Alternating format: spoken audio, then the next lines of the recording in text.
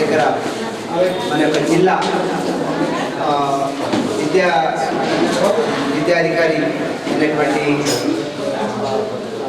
Seethayya sir మరియు మాజీ councillor అయినటువంటి సాయి కుమార్ సార్ పెద్దలు ఇక్కడ విచ్చేయడం జరిగింది. దానికి సంబంధించిన కమిటీ మహాకవి భాషల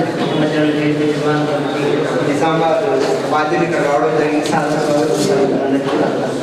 ఇక్కడ ఈరోజు ఆయన నిజాంను హడలెత్తించినటువంటి కవి దాశరథి కృష్ణమాచార్యులు ఆయన జయంతిని పురస్కరించుకొని మనకు విషయాలు తెలుసుకోవాలని మనస్ఫూర్తిగా చక్కటి విషయాలు మా విద్యార్థులకు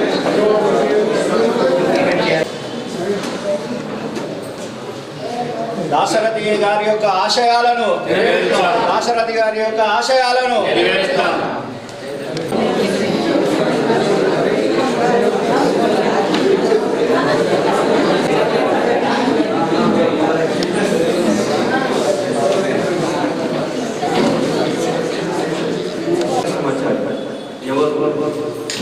ఆయన జయంతి ఎందుకు అన్నది ఒక 2 అంశాలు తెలియాలి.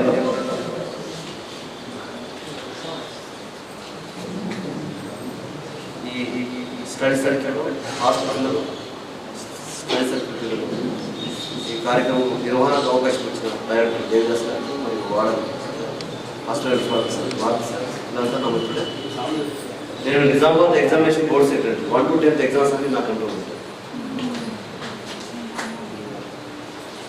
ఓకేనా? మళ్ళీ ఫర్దర్లో మీకు ఏదైనా ఎగ్జామ్స్ ఓరియంటెడ్ ఏదైనా అవసరం ఉంటే మనం సాయం చేయడం ఫస్ట్ మళ్ళీ సందర్భంలో నేను కలుస్తాను. సాయి కుమార్ 84 అప్పుడు ఇంకా మేము ఉండలేదు. గిరాజ్ కళాశాల ప్రెసిడెంట్ అప్పుడు ఎన్నికలు ఉంటే గిరాజ్ కళాశాల ప్రెసిడెంట్కి గెలిచింది. పీసీ ప్రెసిడెంట్ వైస్ ప్రెసిడెంట్ వీళ్ళిద్దరు ఒకటే బ్యాచ్. ఈయన బిఏ, మహేష్ కుమార్ రావు సార్ బీకామ్. ఆయన అప్పుడు వైస్ ప్రెసిడెంట్ గిరాజ్ కళాశాల, ఈయన ప్రెసిడెంట్. సాయి కుమార్ మాజీ కౌన్సిలర్, విద్యార్థి ఉద్యమాలలో బాగా క్రియాశీలక పాత్ర వచ్చింది. సరే ఏదేమైనా సమాజానికి సంఘానికి సేవ చేసినప్పుడు కావాలి. దాశరథి గురించి వారికి మాట్లాడతాం. విన్న తర్వాత నేను కోటి రతనాల వీణ అని గర్జించినటువంటి ప్రజాకవి, ధీరుడు, వీరుడు మన యొక్క దాశరథి గారు. ఇప్పటికీ నిజామాబాద్ జిల్లా జైల్లో గోడలకు ఆయన బొగ్గుతో రాసినటువంటి నా తెలంగాణ కోటి రతనాల వీణ అనే నినాదం మార్పులవుతూనే ఉంటుంది. ఎందుకైనా జైలుకు వెళ్ళాడు, ఎందుకైనా జైలు జీవితం గడిపాడు అని అంటే తెలంగాణ పల్లెల్లో భయానక వాతావరణం సృష్టించి ప్రజల్ని భయభ్రాంతులకు గురి చేసేటువంటి పరిస్థితులు, కప్పం కట్టుమని వాళ్ళు పంట చేసుకునేటువంటి చేన్లకు కప్పం కట్టుమని, లేనట్లయితే తోలు తీస్తామని రజాకారులు ఒక దిక్కు ఊరి మీద పడి జనాలని తిప్పలు పెడతా ఉంటే, ప్రజలకు రక్షణ లేనటువంటి సమయంలో ఒక ప్రజాకవిగా వరంగల్ జిల్లాలో మానుకోట తాలూకాలో జన్మించినటువంటి డాక్టర్ దాశరథి గారు ఆ ఘోరాలు అవి చూడలేక ఓరి నైజాం సర్కారా కానరాడు నిన్ను పోలిన ఫ్యాసిస్టు అని ఆనాడు ఆయన ముందే ఎలుగెత్తి మాట్లాడినటువంటి ప్రజాకవిని నా ముందే నన్ను ప్రశ్నిస్తావా, నీ గొంతు ఇక ప్రశ్నించకుండా చేస్తానని కారాగారం విధిస్తే నిజామాబాద్ జిల్లా జైలుకు ఆయన తీసుకొచ్చారు. చిత్రహింసలు చేశారు. ఆయనని తినే తిండి కాడికెళ్ళి తిప్పలు పెట్టారు. ఆయన ఏమాత్రం కూడా చలించకుండా భయపడకుండా నా తెలంగాణ పల్లెల విముక్తి కోసము, నా తెలంగాణ పల్లెల యొక్క భవిష్యత్తు కోసము, నా యొక్క యువత విద్యార్థుల భవిష్యత్తు కోసము నైజాంని ఎదిరించాక కాబట్టి నైజాము ఏ శిక్ష విధించినా అందుకు సిద్ధమేనని నాడు ఆయన చేసినటువంటి చొరవ చూపినటువంటి ఆ యొక్క ధైర్యము ఇవాళ తెలంగాణ పౌరుషానికి నిదర్శనము. తెలంగాణ రక్తము ఉడుకుతున్నటువంటి రక్తానికి ప్రతిరూపము ఈ యొక్క తెలంగాణ ఉద్యమము. ఈరోజు వేళ్ళూరుకొని తెలంగాణ పల్లెలు ఒక్కటై లేవడానికి నా తెలంగాణ ఒక్కనే కాదు, నా తెలంగాణ ముక్కోటి రతనాల వీణ ముక్కోటి గొంతుకలు ఒక్కటైన నేల అని ఆయన చేసినటువంటి ఆ యొక్క చరిష్మాత్మకమైనటువంటి ప్రసంగము. ఆయన ఈరోజు మన నైజాంకు వ్యతిరేకంగా, రజాకార్లకు వ్యతిరేకంగా తెలంగాణ లోపల ఆయన ఎన్నో సినిమా రచయితగా ఎన్నో పాటలు పద్యాలు రాసిండు. అయినా కూడా చలించకుండా అట్లాంటి వీరులు పోరాడారు కాబట్టి ఇవాళ తెలంగాణ యొక్క గడ్డ, తెలంగాణ రాష్ట్రం సిద్ధించిందనే విషయాన్ని మీ అందరికీ కూడా సవినయంగా మనవి చేస్తూ, ఆయన యొక్క 101వ జన్మదినోత్సవము జయంతి కార్యక్రమము ఈరోజు మేము పోయిన సంవత్సరము పెద్దలు సీతయ్య గారి చొరవతో న్యూ అంబేద్కర్ భవన్లో శత జయంతి కార్యక్రమాన్ని నిర్వహించాము. ఆ కార్యక్రమానికి గద్దర్ గారి కూతురు వెన్నెల గారు సాంస్కృతిక సమాఖ్య చైర్మన్గా ఉన్నారు. వారు ముఖ్య అతిథిగా విచ్చేశారు. ఈరోజు వారి యొక్క 101వ జయంతి కాబట్టి జయంతి కార్యక్రమం సందర్భంగా వారు చూపినటువంటి పోరాట పటిమని, తెలంగాణ పౌరుషాన్ని ఒకసారి గుర్తు చేసుకుంటూ మీ అందరితో కూడా దాశరథి గారు అమరే దాశరథి గారు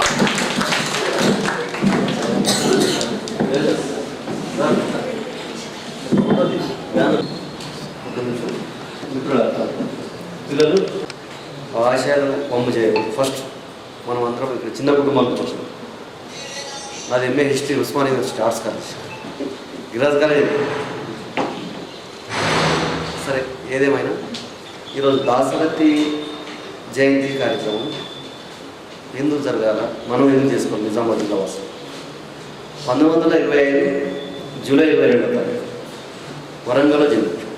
మరి వరంగల్ వాసం చేయాలన్నప్పుడు నిజామాబాద్ సంబంధం నైజాంకు వ్యతిరేకంగా, ఇంతకుముందు సాయి కుమార్ నైజాం వ్యతిరేకంగా కాదు, భూస్వాములకు వ్యతిరేకంగా కూడా ఫైట్ చేసింది. ఆనాటి భూస్వాములందరూ ఎవరికి మద్దతు ఇచ్చారు? నైజాంకు, జమీందారులకు వ్యతిరేకంగా పోరాటం చేస్తున్న క్రమంలో అక్కడ వరంగల్ ఘర్షణ జరిగింది. ఆ ఘర్షణలో ప్రధాన ముద్దాయిగా ఈయన పేరు నమోదు చేశారు. ఆ క్రమంలో నిజామాబాద్ ఖిల్లాలో ఈయనను బంధించారు. ఎవరికి? దాశరథి. నిజామాబాద్ అప్పటికి ఇంకా స్వాతంత్రం రాలేదు కదా నైజాం అంటే నిరంకుశ అసబ్జాయి నిజాం పాలన కొనసాగుతుంది. పోయినసారి మేము ఆయన ఎక్కడైతే జైల్లో ఉన్నాడో ఆ జైలు సందర్శించినాం. అంటే 100 సంవత్సరాల జయంతి సందర్భం నిజాం ఇక్కడ బందీగా పెట్టింది కదా దాశరథి కృష్ణమాచార్య గారిని. పొద్దున అప్పుడు పన్ను తోముకోవాలంటే బొగ్గు ఇచ్చేవారు బందీలకు. ఖైదు బొగ్గు తోముకున్న తర్వాత ఇంకోటి మిగిలితే ఆ గోడల పైన నా తెలంగాణ కోటి రతనాల వీణ రాసినారు జైలు గోడల పైన. అంటే తెలంగాణ పట్ల ఆయన కమిట్మెంట్ చేసిన పర్వాలేదండి. పేద ప్రజలు పండించిన పంట ఎవరికి దక్కాల? పేదలకే దక్కాలి. అట్లా పేద ప్రజల పక్షాన మళ్ళా తెలంగాణ యాస, తెలంగాణ భాష, తెలంగాణ అస్తిత్వాన్ని, తెలంగాణ ఆత్మగౌరవం, అభ్యుదయ కవిగా, తెలంగాణ ఆస్థాన కవిగా, ఉమ్మడి ఆంధ్రప్రదేశ్లో కూడా ఆస్థాన కవిగా ఉంటాయి. తెలంగాణ భాష పైన విపరీతమైన గ్రంథాలు వచ్చాయి. దాంట్లో అగ్నివీర, రుద్రవీర, మళ్ళా మనకు యూట్యూబ్లలో వస్తుంది. ఆ చల్లని సముద్ర గర్భం వాసిన బడవారణ ఎంతో ఆ పాట రచించింది దాశరథి కృష్ణమాచారి. సింగర్ శిల్పలింగం గారు వస్తారు, ఆయన వచ్చి పాట పాడతారు. కాబట్టి వరంగల్ జిల్లా అయినా ఇక్కడ నిజామాబాద్లో బందీ కాబట్టి అంటే నైజాంకు తల వంచి ఉన్నట్లయితే జైల్లో శిక్ష అనుభవించిన అవసరం లేదు. కాంప్రమైజ్ కాదు. తెలంగాణ ప్రజలు విముక్తి పడు, స్వతంత్రం కావాలి తెలంగాణ ఆయన ఉద్యమించాడు. ఆ తర్వాత తెలంగాణ ఉద్యమం చూసినాం, 1969 వచ్చింది. ఆ తర్వాత అనేక ప్రజా సంఘాలు, మళ్ళీ తెలంగాణ ఉద్యమంలో కేసీఆర్ ఎవరు మాట్లాడిన ఏమన్నా నా తెలంగాణ కోటి రత్నాలు అదే స్లోగన్ వాడారు. ఎవరు రచించిన స్లోగన్ అది? దాశరథి కృష్ణమాచారి. ఉద్యమం ఎక్కడ చేసిండు? వరంగల్ చేసిండు. ఎక్కడ శిక్ష అనుభవించాడు? నిజామాబాద్ జిల్లాలో. అది ఆయన ఇక్కడ పనిష్మెంట్ అనుభవించాడు. కాబట్టి ఈ భూమి మీద, ఈ జాగా మీద మనం పుట్టిన పెరిగినాం. ఆయన తెలంగాణ ప్రజల విముక్తి కొరకు త్యాగం చేసింది. కాబట్టి అలా సంస్కృతి అలా వారసులుగా మనం యాద చేసుకోవాలా వద్దా కదమ్మా? ఇక్కడ నిజామాబాద్లో జైలు శిక్ష అనుభవించింది. కాబట్టి ఆయన గురించి మనం యాద చేసుకోవాలా, చెప్పుకోవాలా. ఆయన తెలంగాణకు ఎంత సాహిత్యపరంగా, కవిగా, రచయితగా, ఒక సిద్ధాంతవేత్తగా, ఒక ప్రిన్సిపల్గా సేవలు చాలా చేశారు. కాబట్టి తెలంగాణ రాష్ట్రంలో తెలంగాణ ప్రభుత్వం దాశరథి కృష్ణమాచారి జయంతిని అఫీషియల్గా జరుగుతుంది. పోయినసారి అక్కడ రాజీవ్ గాంధీ ఆడిటోరియంలో పెద్ద ఎత్తున చేసినాం. 100 మంది టీచర్లను, ప్రొఫెసర్లను సన్మానించారు. తెలంగాణ రాష్ట్ర సాంస్కృతిక సారథి చైర్పర్సన్ డాక్టర్ వెన్నెల గద్దర్ గారి కూతుర్ని పిలిపించినాం. అయితే ఈసారి కొన్ని కారణాల వల్ల సమయభావం లేదు, మన పిల్లలకు బోధించాలా, దాశరథి గురించి చెప్పాలనే ఉద్దేశంతో మిమ్మల్ని కలవాలి, మీతో షేర్ చేసుకోవాలని ఇక్కడికి రావడం జరిగింది. మీరు కూడా బాగా చదువుకోవాలి. నేనేమంటున్నానంటే చదువు అనేది చాలా ఇంపార్టెంట్. విద్యార్థి దశ వయస్సు ఏదైనా మళ్ళీ తిరిగి రాదు. సమయం వృధా. ఒక దానికి ప్రిపరేషన్ అయింది, అప్పుడు ఉద్యోగం రాకపోతే ఇంకో దానికి ఉపయోగపడుతుంది. చదివింది వృధాగా. ఇంగ్లీష్ పైన బాగా నాలెడ్జ్ పట్టు సాధించండి. నవేడేస్లో ఆర్టిఫిషియల్ ఇంటెలిజెన్స్ డామినేట్ చేస్తుంది. డే బై డే టెక్నాలజీ అభివృద్ధి చెందుతుంది. మనం పారిశ్రామిక విప్లవం గురించి విన్నాం 18వ శతాబ్దంలో. ఇండస్ట్రియల్ రెవల్యూషన్ ఎక్కడొచ్చింది? ఇంగ్లాండ్లో వచ్చింది. ఎక్కడొచ్చింది? అక్కడ పారిశ్రామిక విప్లవం వచ్చిన తర్వాతనే యూరోప్ వాళ్ళు ఇండియాకి వచ్చారు వర్తక వ్యాపారం. ఆ తర్వాత ఎలక్ట్రిసిటీ వచ్చింది, మార్పు వచ్చింది, ఇంటర్నెట్ వచ్చింది, శరవేగంగా మార్పు. 5Gలోనూ ఏఐ యుగంలోనూ ఇన్ ఫ్యూచర్లో ఇంకా కొత్త కొత్త ఆవిష్కరణలు చాలా మారుతూ ఉన్నాయి, చాలా జరగబోయే అవకాశం ఉంది. దాన్ని క్యాచ్ చేసిన వాడే ఆధునిక మానవుడు, క్యాచ్ చేయకపోతే ఆది మానవుడిగా ఉండిపోతుంది. డే బై డే అప్డేట్ ఉండాలా. అప్డేట్ ఉంటేనే ముందు పోతాం, అప్డేట్ లేకపోతే అవుట్డేట్ అయిపోతాం. కనుక మళ్ళీ ఒక మాట, ఈ గూగుల్ ఎంత, యూట్యూబ్లు ఎంత, స్మార్ట్ ఫోన్లో వచ్చిన సాహిత్యం చదవాల్సిందే. ఎంత కంప్యూటర్ గ్రంథాలు చదవాల్సిందే, బుక్స్ రాయాల్సిందే, నోట్స్ రాయాల్సిందే. ఇది ఇంపార్టెంట్. థియరీ చదవాల్సిందే. ఇప్పుడు union public service commission, Telangana public service commission ఉద్యోగులు సాధించాలంటే బుక్స్ చాలా రిఫర్ చేయాలి. లేదా పోటీ పరీక్షల్లో నెగ్గలేం.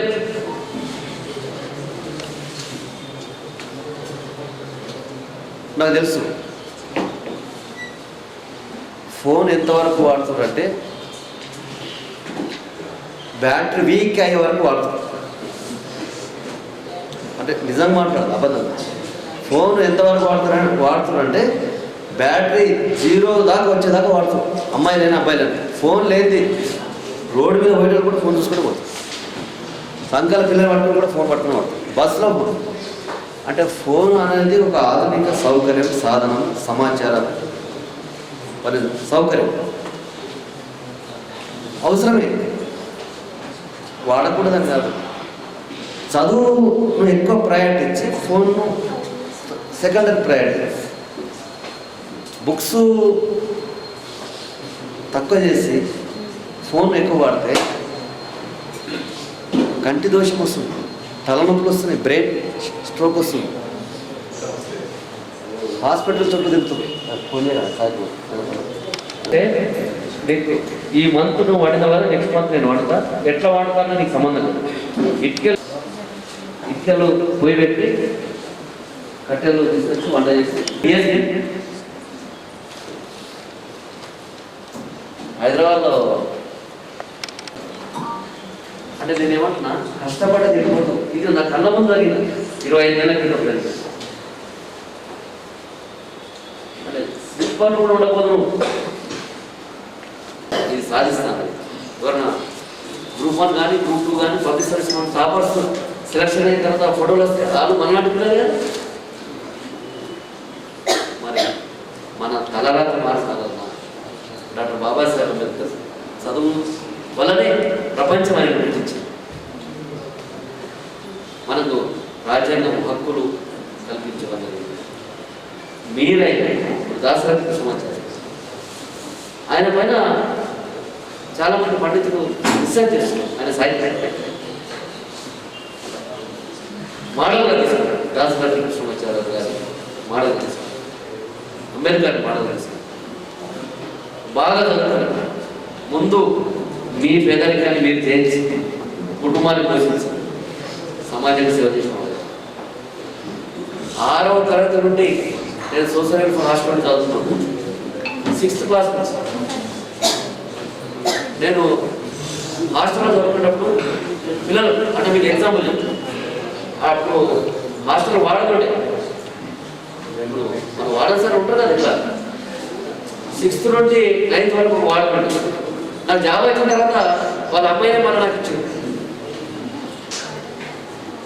ఇది ఇచ్చింది. హాస్టల్ వాడనే చదువుతున్నానా అంటే ఎందుకు ఇస్తారు? జాబ్ ఉద్యోగం చదువు చూసి ఇస్తుంది. అంటే అప్పుడు నేను బోర్డర్గా ఉన్నప్పుడు కనీసం గుర్తించలేదు అంటున్నాను. గుర్తిస్తారా? అదే కూర్చో కొద్దిగా చదవాలనుకుంటే జాబ్ వచ్చిన తర్వాత సార్ నేను ఫలానా మీ బ్యాచ్ ఫలానా హాస్టల్లో మీరు అప్పుడు వాడనున్నారు 6 to 9 నేను చదువుకున్నా సార్ మీ దగ్గర అంటే, అరే నువ్వు ఇంత స్థాయికి వెళ్తావు అని అంటారు కదా. ఒకటే చదువు అనేది ఇంకా నిద్రపోండి 12-1 గంటల దాకా ఫోన్ పట్టుకుంటే పొద్దున 8-9 లేసులు అవుతుంది. అప్పటికి టిఫిన్ అయిపోతుంది. జరుగుతున్నాయి ఇవన్నీ. అంటే మేము ఎన్ని హాస్టల్ చూడట్లేదు. ఆరోగ్యం, ఫిట్నెస్ ఉండాలి. Physical fitness important, mental fitness important. ఆ తర్వాత ఇవి 2 ఉంటే ఫైనాన్షియల్ ఫిట్నెస్ వస్తుంది. చెప్పేటి కొద్ది జాగ్రత్తలు అనమాట. మళ్ళీ ఏదైనా సందర్భంలో కలుసుకుందాం. మీరు బాగుపడాలన్నది మా ధ్యేయం. బాగా చదువుకోండి. తెలంగాణ కొరకు అనేక మంది ఇట్లాంటి ఉద్యమకారులు కొట్లాడితే తెలంగాణ వచ్చింది. దాశరథి ఆశయాలకు అనుగుణంగా ముందుకు పోతున్నాం. గవర్నమెంట్ కూడా పూర్తి సహకారం అందిస్తుంది. పేద పిల్లలకు ఇంత చక్కటి సౌకర్యం కల్పిస్తుంది. దాన్ని సద్వినియోగం చేసుకొని భవిష్యత్తులో ఉద్యోగపరంగా, వ్యాపార పరంగా, శాస్త్రవేత్తలుగా, విజ్ఞానవేత్తలుగా, మంచి పౌరులుగా, మంచి స్కిల్, నాలెడ్జ్, నైపుణ్య, విజ్ఞానం కల్పించుకొని భావితరాలకు ముందుకు నడిపే బాధ్యత మీ పైన గురుతర బాధ్యత ఉంది. అది మర్చిపోదని తెలియజేస్తుంది. ఇప్పుడు సిరిపలింగమ్మ గారు వచ్చారు. తన జీవితాన్ని దాశరథి గురించి కూడా చెప్పాడు. ఒక ముక్కలో చెప్పాలంటే దాశరథి గారు 1942-57లో తెలంగాణ కోసం సాయుధ రైతాంగ పోరాటంలో పాల్గొని వారికి అది మీరు మొన్న తెలంగాణ పోరాటంలో చూసాం ధూమ్ధాం. అలాంటిది 42-57 జరిగింది. అప్పుడు ఆయన తన రచనలు అందించాడు దాశరథి. ఆ తర్వాత సినిమా రంగంలో కూడా మీ అందరికీ తెలుసు ఆయన అనేకమైన పాటలు వచ్చాయి. ఒక ముఖ్యమైనది ఏంటంటే మన నిజామాబాద్ ఖిలా, మీరు ఖిలాని చూసి ఉండరు, అది ఈ మధ్యనే అక్కడ షిఫ్ట్ అయిపోయింది. జైలు ఖిలా అంటే ఒకటి జైల్లో ఈ దాశరథి గారు గోడల మీద నా తెలంగాణ కోటి రక్తాల విధానం రాశాడు అతను. అయితే వారు ప్రతి రచన ప్రజల కోసమే రాశారు. ప్రజల జీవితాన్ని ఒక విముక్తి పోరాటం కోసం రాశారు. ఇవాళ ఇక్కడ కూర్చున్నామంటే వాళ్ళ పోరాటం ద్వారానే ఇక్కడ కూర్చున్నాం. 1942-57లో ఎవరు కూడా బయటకు వెళ్ళలేని పరిస్థితి, ఒకరికొకరు మాట్లాడుకోలేని పరిస్థితి, పుస్తకాలు చదవలేని పరిస్థితి, అక్షరాలు రాని పరిస్థితి, బ్రతుకోటి ఏంటనేది తెలియదు. అది ఇప్పుడు మనం చాలా హాయిగా ఉన్నాం. అందుకే వాళ్ళని ఒకసారి స్మరించుకుంటూ ఇది ప్రతి సంవత్సరం మేము చేస్తాం. ఈసారి ఎక్కడో కాకుండా విద్యార్థుల మధ్యకు వెళ్ళాలి, వాళ్ళ దగ్గర ముచ్చట పెట్టాలి అనేది అనుకొని సీతయ్య గారిని మన సాయి కుమార్ గారిని అడిగితే ఇక్కడ బాగుంటుంది అని ఈ దీంతో తన రచనలు అనేకమైన పుస్తకాలు రాశాడు. తను రాసిన ఒక పాట ఆ చల్లని సముద్ర గర్భమని ఆకాశంలో కానరాని భాస్కరులెందరో